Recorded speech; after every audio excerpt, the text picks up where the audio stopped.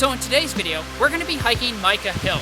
This is a 7.9 kilometer trail and it's rated between moderate and difficult, which means it's the hardest trail we've tried so far in Cape Breton Highlands National Park.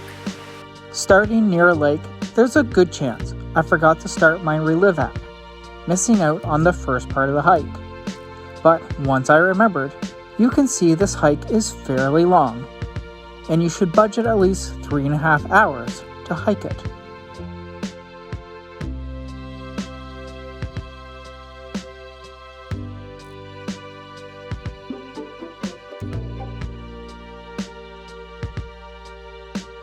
Going on the last day of September meant the leaves were out, full of color. We were pleasantly surprised with the temperatures once again, as the region was going through a heat wave. This made for easy hiking this late in the season. That said, with little tree cover, you will notice quite a bit of wind. So as you can tell, here on the Barrens, it's super windy. So there's no trees to block any of the wind. So when you come here, it may be a good idea to bring a sweater, because I can feel that on a cold day, this would be very cold.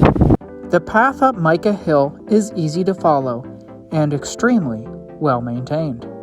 You can tell Parks Canada had devoted time and money to lay gravel down, significantly improving this trail. In fact, you'll be able to see the improvements as they have rerouted this trail.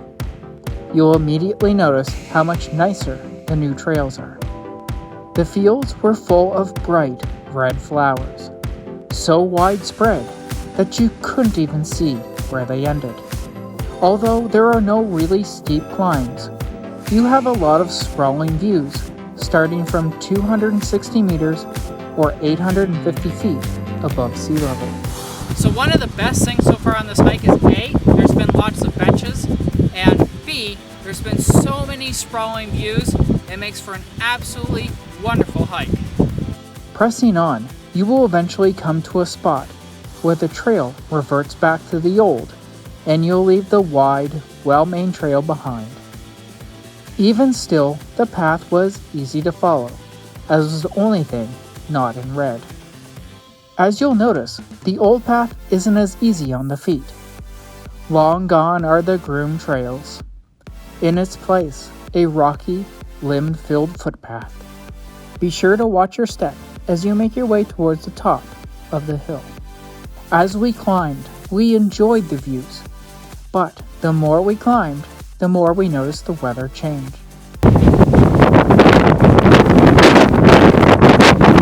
Sunny and rainy, all at the same time. As you reach the top of Mica Hill, the scenery changes once again. The flowers and vegetation are gone, and all that's left are the rocks. It's here the trail becomes harder to follow. There are small signs that have been posted to help guide you around, but we still manage to get turned around. Yeah, I know, we always get to these trails that are literally just rock, and we always get turned around. Keep going straight, I guess. We'll see if we can see a sign or anything up ahead. Finding a spot with some shelter, we believe we may have found some mica. Mica is a very light mineral. This relatively soft substance can exist as sheets and flakes like we found. We noted how flexible and shiny it was. A really neat find considering we had never seen it before. Well, that's what we believe we have anyway. If we're mistaken and we indeed have something else other than mica, please let us know by making a note in the comments below. Having no geology background, we are only basing our find on what we expect to find based on the name of the trail and the description provided of the mineral. Finding what we believe to be the point of the trail, we were ready to call it a day.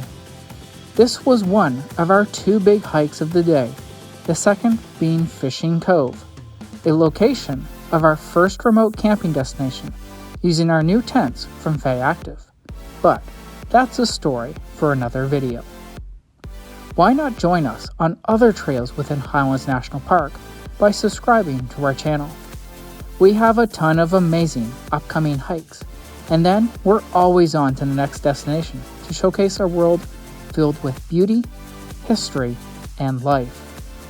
To learn more about this and other trails, please visit joshuatravelguide.ca for our written travel guides.